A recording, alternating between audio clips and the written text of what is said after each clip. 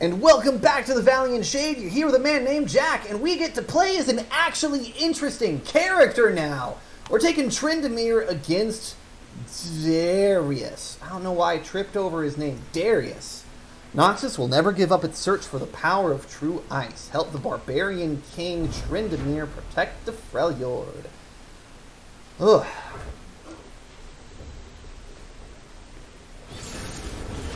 So far I'm liking it. It has done enough to make itself different from the regular card games without obfuscating the standard formula too much. Interesting. Yeah, I'm liking it so far. No idea how balanced or fun it'll be, but the animations are on point and the early mechanics are looking good, so it's looking to be pretty good. Tryndamere versus Darius. You'll need more than allies to survive this time. Cleverly use spells to outwit your opponent. Do you not know what Tryndamere does? Tryndamere Big Sword. Tryndamere Smash Face Big Sword. Big Sword into enemy chest. That's how Tryndamere do. Tryndamere doesn't even use any mana. His resource is anger. And he's the character you use to introduce spells at whatever. Alright. Lonely Poro. When summoned, create in hand a random one-cost Poro from any region. Oh, you look so sad! You poor little Lonely Poro! We'll get you some friends, Lonely Poro. Just you wait. Elixir of Iron. Burst, give an ally +2 health. Okay. I have my orders. Attack, deal 1 damage to the enemy nexus on attack. That's fun. We're gonna play the Plucky Poro. So the Lonely Poro feels a little bit less lonely. Oh, and he's happy now! He's a happy little Poro because he's got friends. Oh, that's cute. We're gonna block and then iron him so he survives it.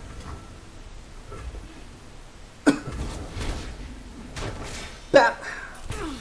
That's what you call a good trade. Alright. Please draw 3 cost. I did not. I drew a burst to draw a champion, so I'll go ahead and play that. Tryndamere, Overwhelm. Excess damage to the blocker is dealt to the enemy nexus. If this character would die, it levels up instead into Demon King Tryndamere with Overwhelm and Fearsome 9/9. Ugh, and his champion spell. What's a champion spell and how do I get this? I've been told I have a temper. That's pretty cool. Oh, that zooms in on the art. Ah, man. Whatever you say about Riotgame and their shitty business practices and just deplorable treatment of players, that is some cool fucking art. Okay. Over. And in case any of you wonder why it seems like I have a chip on my shoulder, Riot recently, and when I say recently, like a month or 2 ago, deleted the 3v3 game mode, which was one of my favorites, and they claimed it was unpopular and that their, quote, efforts to revitalize it, unquote, weren't being met with success when the 3v3 game mode hadn't received any attention, patches, update, in years. And at the same time, actually a week before that announcement, they unveiled their new Teamfight Tactics Auto Battler game, which I do not like Teamfight Tactics. It is entirely too random for my taste.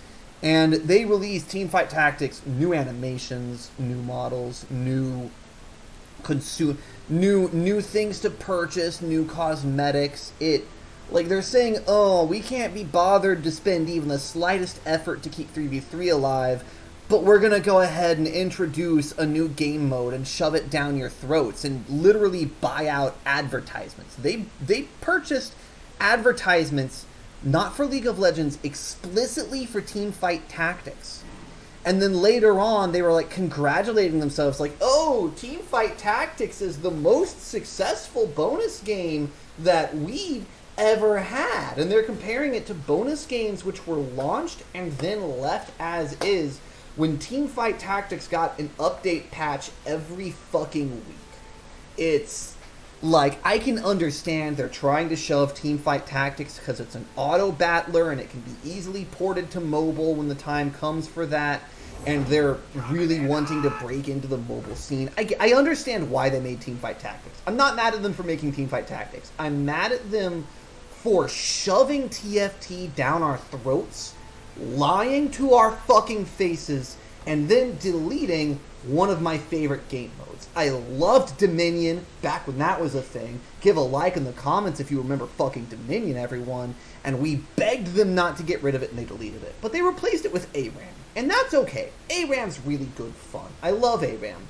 But now they're deleting Teamfight Tactics and replacing it with... Or no, they're deleting Twisted Tree Line, the 3v3 mode, replacing it with Teamfight Tactics. And I fucking hate Teamfight Tactics. Every single time I have played a game of it, I have left unhappy, dissatisfied, and feeling like I was cheated and that I lost, not because the enemy had a better strategy, but because they had better luck rolls. And that is not the experience you want players to have.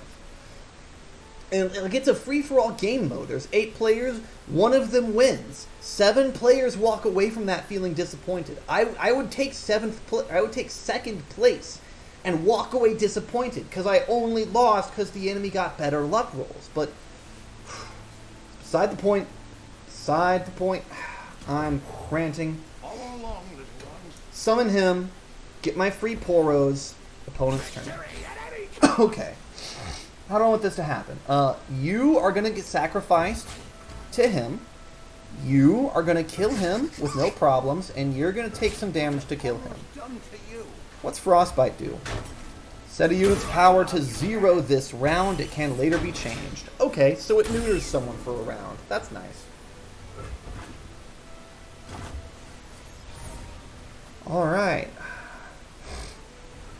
I've got 5. I've got another Flash Freeze. I was going to play the Lonely Poro.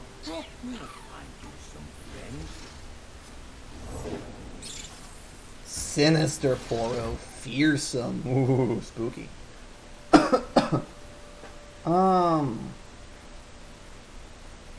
going to go ahead and play the Bull Elnuck. Elnuck. Attack with that. Attack with him. I'm not sure if I want to attack with him. No, I'll not attack with a Lonely Poro yet.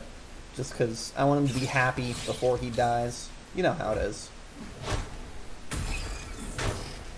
Alright, so I'm making good trades for card count. Which, if we each gain 1 card per turn, and I make him use 2 cards to kill one of mine, I'll just grant Poro allies everywhere +1/+1. That's really cool. Don't know if we'll get a chance to use it this round. Because we're going to summon a Mighty Poro. And we're going to save enough energy to Flash Freeze that Darius. Levels up if the enemy nexus has 10 or less health. Cool. Play a blocker. Flash Freeze this bitch. Block. Alright, so he took some thick-ass damage there. That's good. I like that. I had a spell mana I'd forgotten about, so I can afford to summon a Sinister Poro now. And in turn.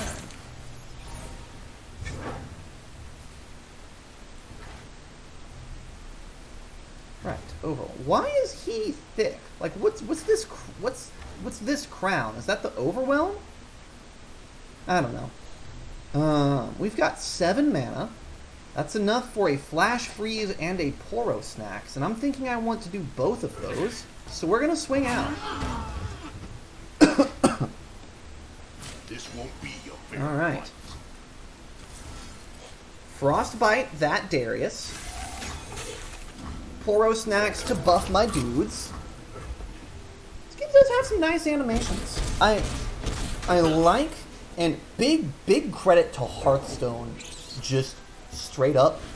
Hearthstone pioneered this style of CCG, not mechanically, but the animations. As far as I know, Hearthstone was the first CCG to have really cool interesting, entertaining animations. And they, like, after they put that out, MTG was like, guys, look at how good this game looks. People are streaming this game. People are watching this game without playing it. We need to get in on that. And then Magic the Gathering has MTG Arena now, of course, which, again, is a similar style. Big, interesting animations. It looks good. It's fun to play. It's the enemy's turn, and I have no mana. Oh, it's the end of my turn. I have no mana. And now that Riot has a CCG, they're adopting that style of having a CCG that is as interesting to watch as it is to play. And that is incredibly valuable. I'm going to go ahead and play the Poros next, I think. Yeah, why not? Alright, so this Poro, beefy enough to kill him, which I do think I want to do. And we're going to have the tough one block him, because it'll take less damage from it.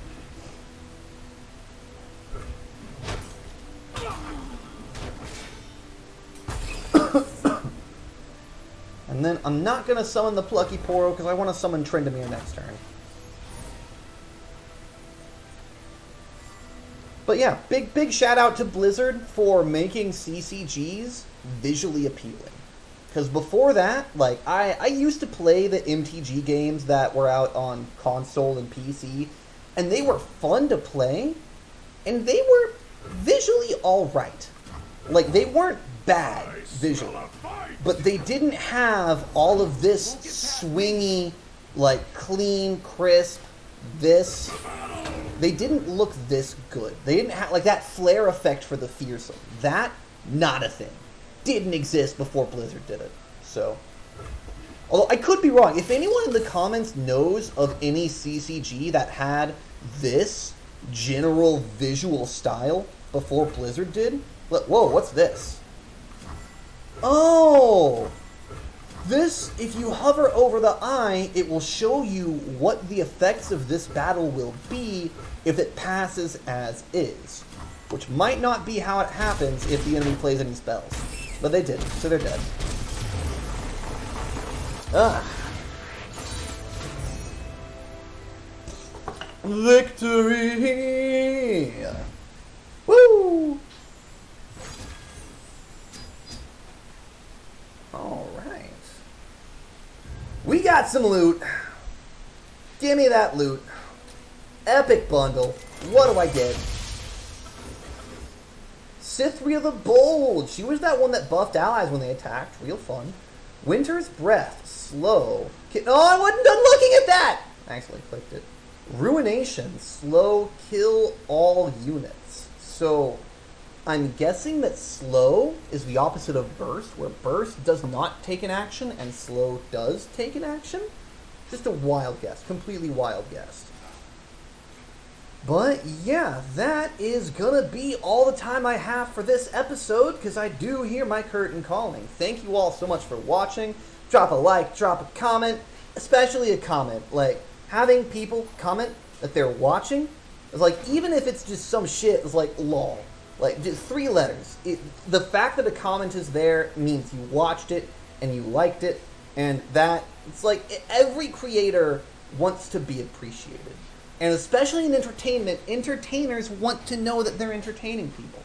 So if I'm entertaining you, let me know. Makes me feel good. Makes me want to do more entertaining stuff. But that's all the time I have today. Next time, I don't know what happens next time. Next time we'll play more of the prologues. And I'll see you then right here on the dark side.